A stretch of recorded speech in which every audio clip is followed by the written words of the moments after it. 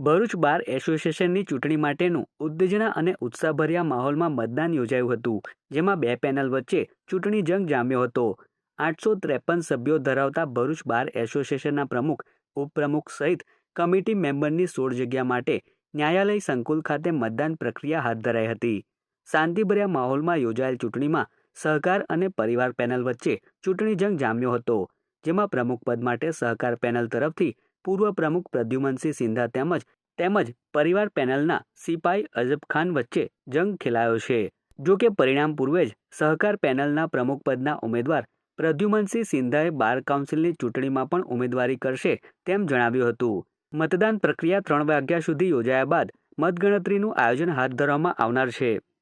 બધા મતદારો શાંતિથી મત આપે છે અને બધા પોતાનો મતનો વ્યવસ્થિત ઉપયોગ કરીને લે છે. હાલમાં પણ બાર કાઉન્સિલની ફેબ્રુઆરી કે માર્ચમાં બાર કાઉન્સિલના મેમ્બરનું ઇલેક્શન પણ આવે છે.